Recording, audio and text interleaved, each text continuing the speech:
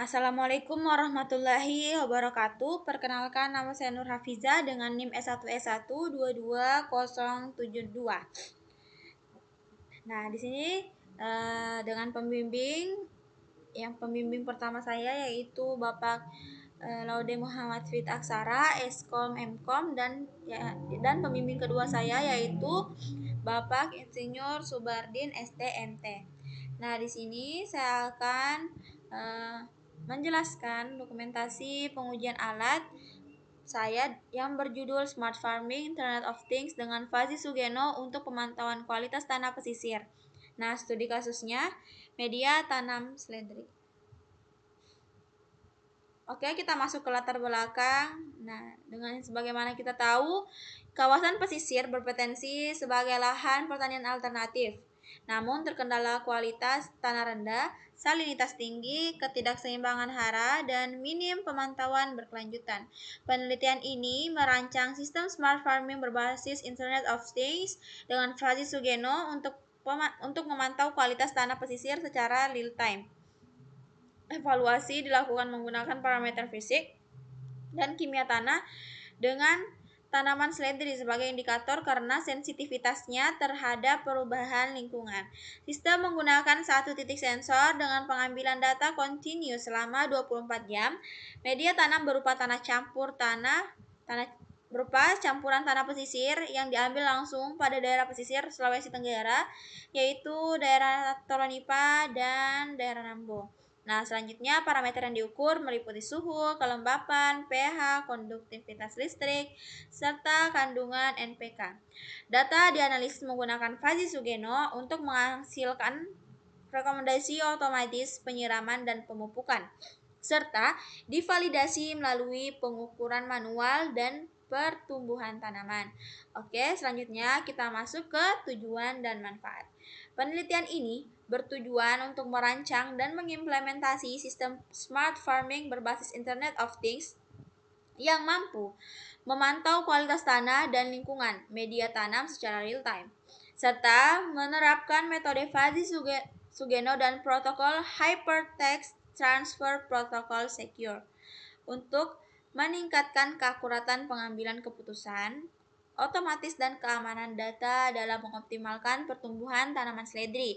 Penelitian ini juga memberikan kontribusi dalam pengembangan ilmu di bidang Internet of Things dan Smart Farming, khususnya dalam penerapan otomatisasi dan metode Fazli Sugeno untuk pengambilan keputusan. Sistem yang dihasilkan mampu membantu petani memantau kualitas tanah dan lingkungan secara real time, meningkatkan efisiensi budidaya, serta mengoptimalkan pertumbuhan tanaman seledri. Selain itu, penerapan protokol HTTPS meningkatkan keamanan dan keandalan data. Sementara hasil penelitian ini juga dapat menjadi referensi akademik dan prototipe awal dalam mendukung perkembangan pertanian digital serta meningkatkan produktivitas pertanian berbasis teknologi. Oke, selanjutnya kita masuk ke rancangan alat atau wiring dari rancangan alat saya tersebut. Nah, di sini bisa kita lihat ada beberapa komponen. Yang pertama ada ESP32 DevKit yang di atasnya sudah melekat ESP32, kemudian ada dua buah sensor ultrasonik. Nah, kemudian ada dua breadboard, kemudian ada satu LCD OLED, kemudian satu sensor DHT22, kemudian ada juga sensor NPK 7in1 dan modulnya Max 485. Nah, kemudian ada relay 2 channel, kemudian juga ada 2 pompa mini pump DC.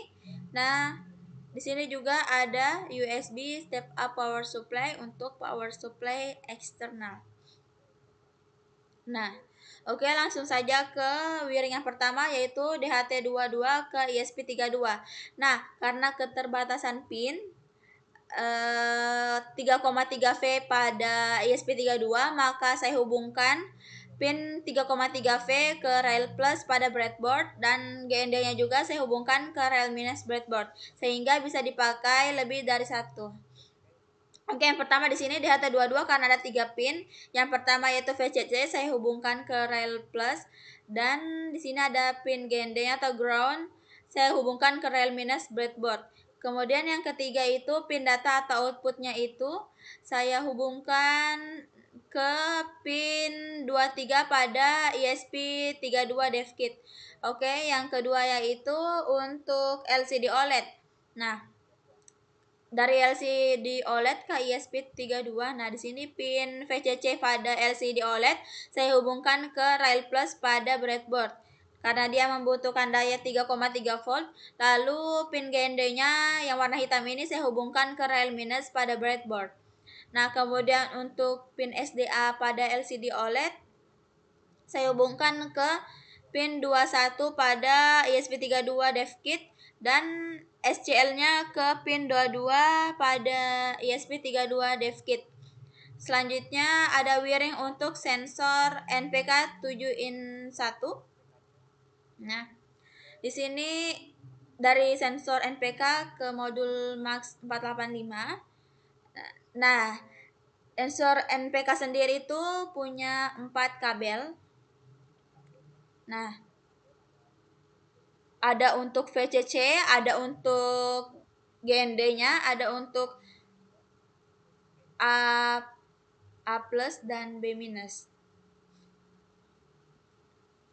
Selanjutnya pin A plus itu kita hubungkan ke pin A pada Max 485 atau modulnya. Kemudian pin pada kabel B minus pada sensor kita hubungkan pada B pada modul Max 485. Kemudian kabel merah itu yang VCC-nya sensor saya hubungkan ke 5 volt pada ESP32 DevKit. Lalu GND-nya itu kita hubungkan ke pin GND yang ada di ESP32. Kemudian dari modul Max 485 ini kita hubungkan ke ESP32. Nah, di sini ada 4 pin di ujung sini. Ada RO, DI, RE dengan DE. Nah, untuk RO itu kita hubungkan ke pin 16 pada ESP32. Kemudian DI, yang DI itu kita hubungkan ke pin 17 pada ESP32. Sedangkan RE dan DE itu menggunakan pin yang sama yaitu pin 5. Nah, karena menggunakan lebih dari satu, maka pin 5 pada ESP32 saya hubungkan ke breadboard supaya bisa dipakai secara bersamaan oleh RE dan DE. Kemudian untuk VCC-nya ke 5 volt pada ESP32 dan GND-nya tetap ke GND dari ESP32 DevKit.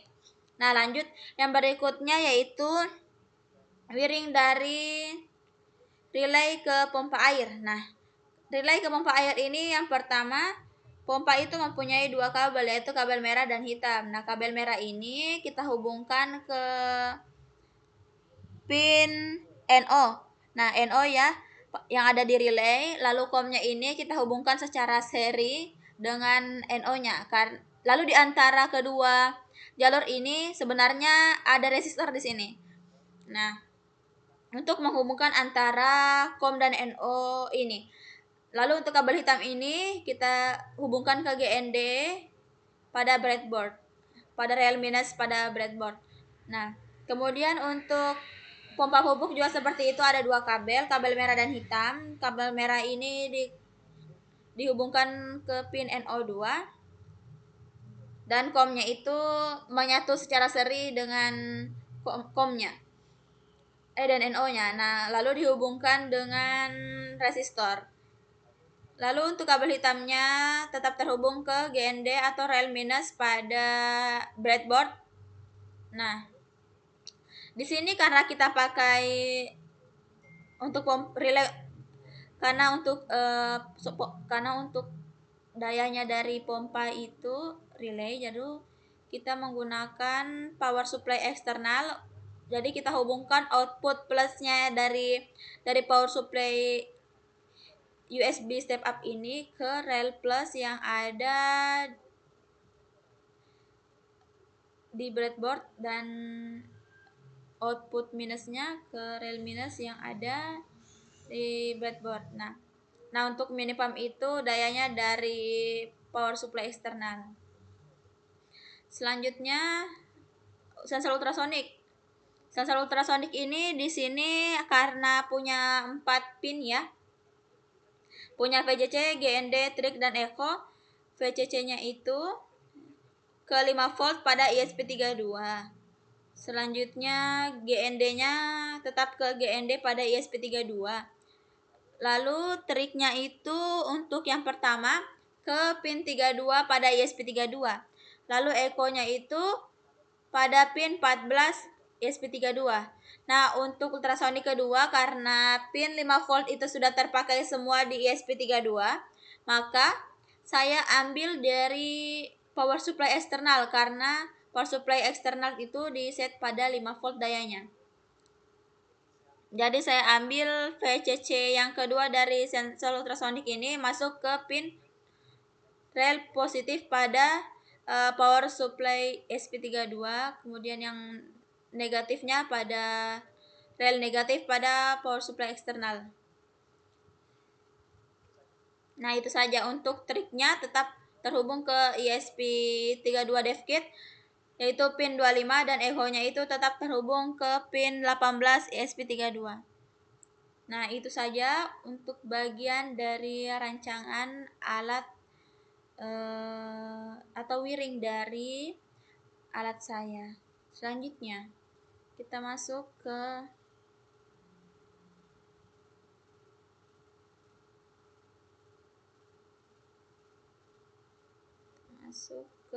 pengujian kinerja alat. Oke, kita masuk ke pengujian kinerja alat. Di sini bisa kita lihat untuk yang pertama itu saya menyiapkan 3 sampel tanah, yaitu di mana tanah kurang air, ada tanah yang kurang pupuk NPK, dan ada juga tanah yang kurang air dan pupuk. Sini bisa kita lihat. Nah, di sini juga pada alat saya sudah terdapat 2 sensor ultrasonik, di mana dilengkapi juga dengan mini pump yang ada di tangki air dan tangki pupuk. Selanjutnya ada sensor NPK 7in1 yang bagaimana sudah terhubung, dan juga ada sini sensor DHT22 dan beberapa rangkaian lainnya pada rangkaian alat saya. Oke, kita masuk ke pengujian yang pertama, yaitu pengujian alat yang kekurangan air dan pupuk NPK.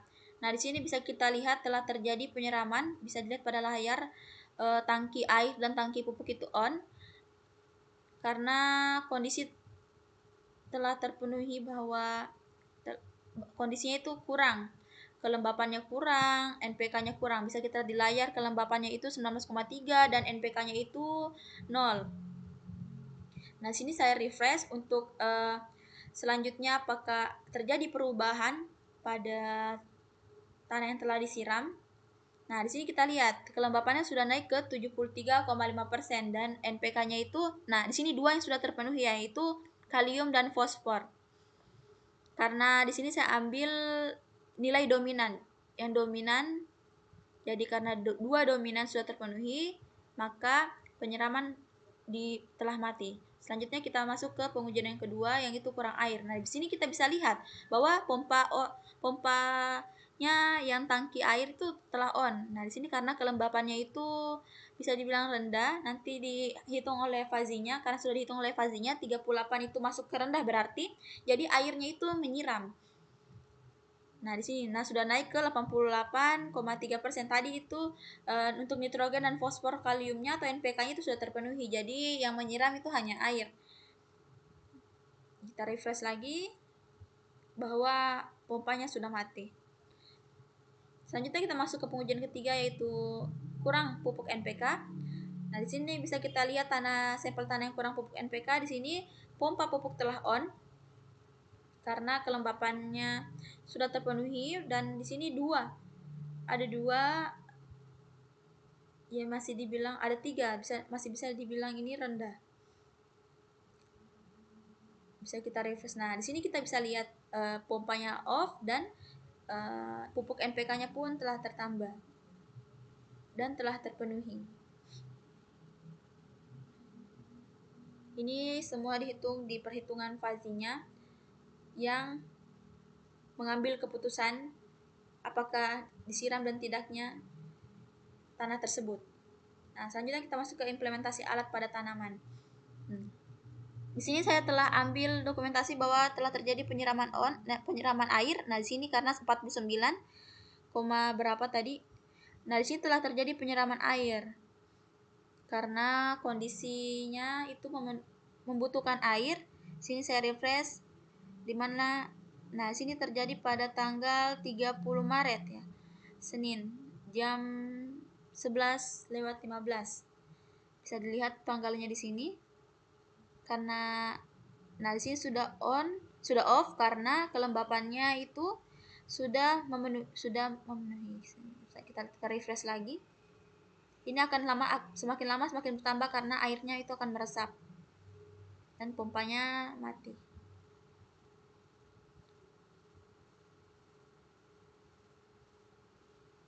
Oke, selanjutnya kita masuk ke pengujian dari QoS. Nah, pengujian QoS di sini saya menyediakan dua laptop, yang itu dimana ada yang berlaku sebagai klien dan ada yang berlaku sebagai server. Di sini bisa kita lihat bahwa saya jalankan sebagai server di laptop yang berbeda. Selanjutnya kita bisa lihat di sini saya menggunakan jaringan yang sama, yaitu WiFi dengan nama Visa. Karena dia berada di jaringan yang sama, ini kan hanya mengetes untuk jaringannya. Jadi saya menggunakan laptop saja untuk mengganti ESP-nya karena ESP32 itu tidak mendukung ePerf. Sini saya menggunakan ePerf. Sini bisa kita lihat perintah-perintahnya sebagai server dan ini sebagai klien. Jadi di dua-duanya ini sudah diinstal ePerf-nya. Selanjutnya di sini saya ketikkan perintah untuk mengecek paket loss dan lain-lain, jitter dan lain-lain ya. Bisa kita lihatin kodenya. Saya cek dulu IP address dari servernya. Bisa kita lihat di sini 192.168.1.12. Jadi kita ketikkan sini 192.168.1.12. Selanjutnya saya masukkan sini perintah min u, min b, 10m, min JSON karena di sini formatnya dalam bentuk JSON, dan timestamp. Jadi sini kita bisa lihat pengujian QoS-nya. Kita enter. Nah, di sini kita bisa lihat ke server bahwa ada request kan dari klien, dan kita tunggu hasil dari kliennya. Nah, di sini bisa terlihat mulai dari jitter, ada juga loss paket nih. Ada, bisa dilihat semua untuk paket-paketnya yang hilang itu berapa dengan jitternya. Selanjutnya ini kita ping untuk delaynya 192. Kita ketikkan kembali bahwa tadi IP address dari servernya, lalu ini untuk melihat delaynya.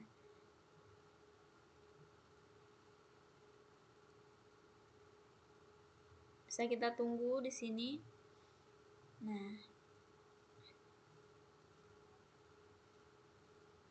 Nah, di sini kita bisa lihat average-nya itu 110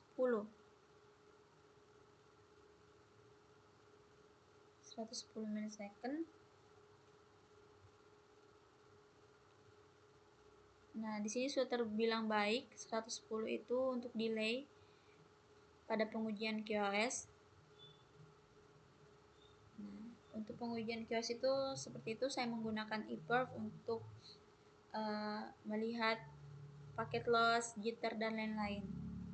Oke, kita masuk ke pengujian sederhana keamanan protokol HTTPS. Nah, di sini saya menggunakan Wireshark dalam pengujiannya.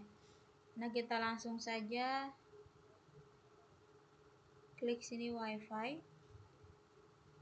Setelah itu, kita tunggu dulu ya. Nah, jika sudah tampil seperti ini, kita masuk ke filter. Kita ketikkan, ini kita harus pastikan alat sedang berjalan ya, bahwa lagi mengirim ke Firebase. Nah, kita klikkan sini TCP port sama dengan 443. Nah, di situ kita ke bagian protokol, kita pilih yang protokol TLS ya, ini TLS V1.2. Di sini kita lihat application data, kita klik dia 2 kali. Nah, di sini isinya berupa enkripsi data. Nah, ini adalah data yang dikirim dari ESP ke Firebase. Nah, di situ bisa kita lihat protokol yang dipakai adalah TLS Transfer Layer Secure. Jadi dia di situ aman komunikasi datanya. Kemudian di bagian info juga tertulis application data dan bukan data sensornya. Dan kemudian juga kalau kita double klik di sini, itu transfer layer security dan datanya semua terenkripsi. Jadi tidak ada data sensor yang terlihat. Jadi sampai sini berarti untuk pengujian kerahasiaan data itu sudah aman. Lanjut ke pengujian yang kedua, yaitu integritas data. Kita masuk ke database Smart Farm-nya, lalu kita klik kanan, kita inspect. Nah, di sini kita tinggal klik inspect. Nah, lalu kita ke tab network. Kita lihat di sini berapa. Kita lihat networknya.